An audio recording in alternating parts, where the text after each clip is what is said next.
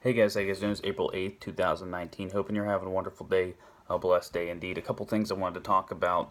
Took a little hiatus over the weekend, uh, was out of town. But some things did occur, some things that we need to talk about, right?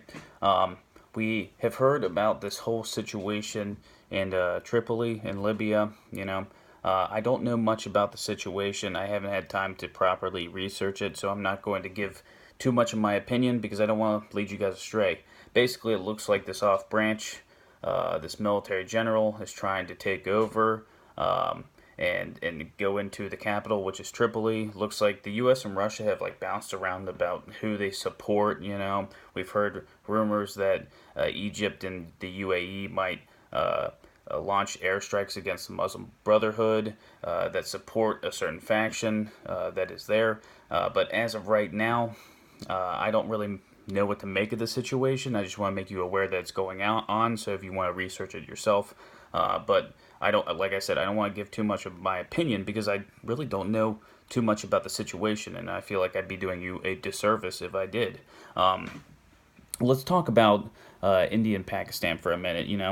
And you're probably sick of hearing it, but Pakistan came out and stated that they had verified intel that India was planning an attack within the next week and a half against Pakistan. All right, they made this known. They made it public. They put it out to the world's media. All right.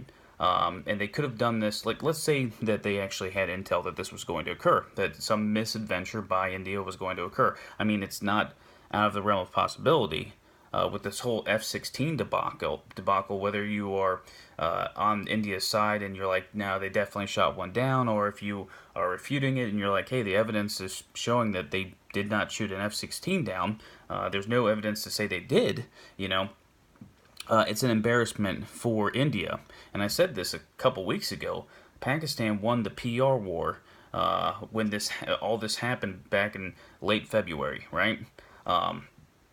So basically, Pakistan came out and said that they had verified intel. India came out and rejected it, saying that it was irresponsible and preposterous, and that nothing like this was going to occur. But Pakistan could have done this for a couple reasons. Let's say that this was actually accurate. They had intel. It was true intel. Them putting this out could actually stop an attack from India. Now, India did come out and say that this was irresponsible and wrong, but they did leave open, hey, we could attack in the future if India's safety is in jeopardy, So it's a little open-ended. But right now, what we know is that this situation isn't over, okay?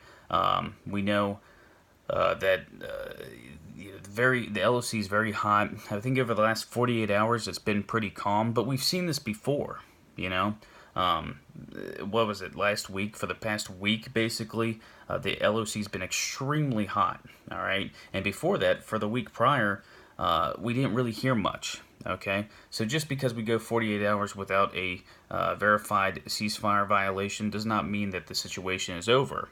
Okay, especially when Pakistan's throwing out all of this shade towards India and stating, "Oh, they're going to attack us. Look at them.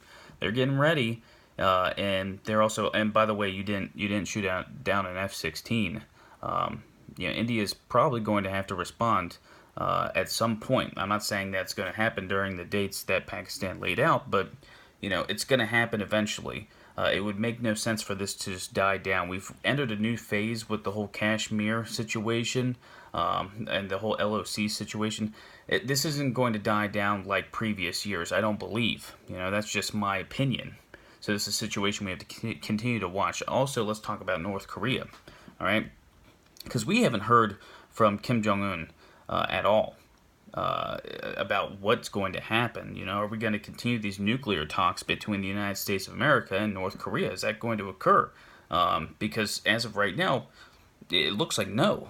North Korea is not taking any really viable steps towards denuclearization.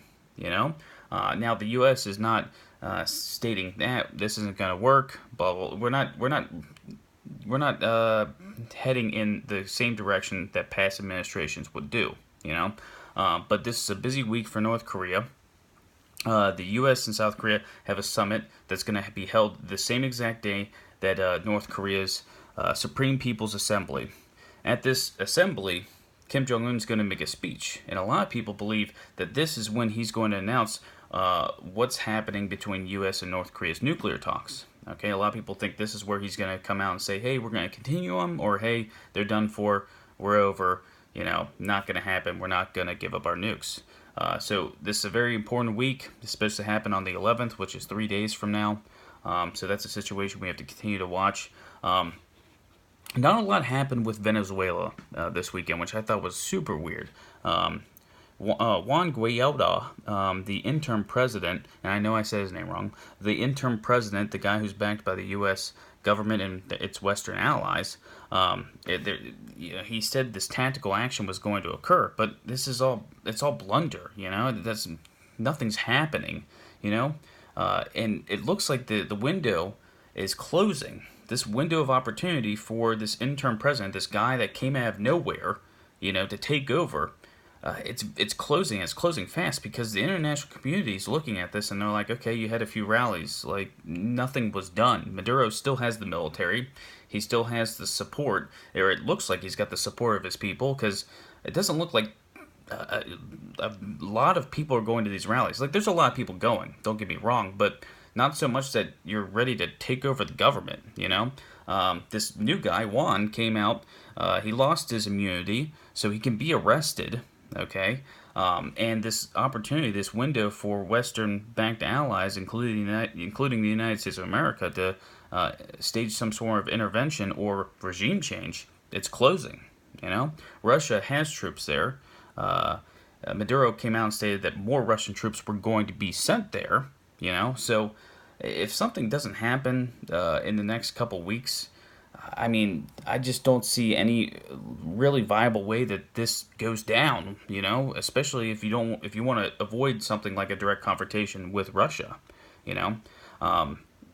But yeah, I was super surprised nothing really happened this past Saturday, because there was supposed to be tactical action, but it looks like the guy was just talking some smoke out here, Other than that, we got the whole Tripoli situation. We've got Syria coming out and stating that they're gonna take over the Golan.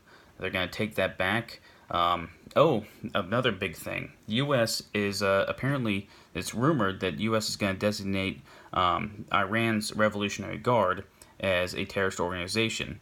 I don't know about you, but it looks like we're headed in a direction where war with Iran is a real possibility. Okay. Let's take away this whole designation, the terrorist designation. They are inching closer and closer to Israel. Okay, they're releasing a port from Syria. Come on, like Israel. How long is that port gonna last before Israel decides to airstrike it? It doesn't make any sense to me. But they're inching closer and closer and closer to the IDF, to Israel, and Israel's just not going to stand for it. They're about to have elections. They're probably going to have a hardliner who's going to be able to stand up to Hamas, stand up to Iran, stand up to Syria, and this is a situation that's going to spiral out of control.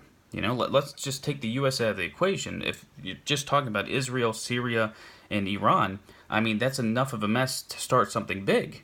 Let's throw U.S. and Russia into it, and then you start connecting the dots. U.S., Russia, when it comes to Ukraine, Venezuela, Syria. Now we're talking about China and the South China Sea. This is what I'm talking about. All these dots closing in together. This is situations that we need to continue to watch, and I'll keep you guys updated on.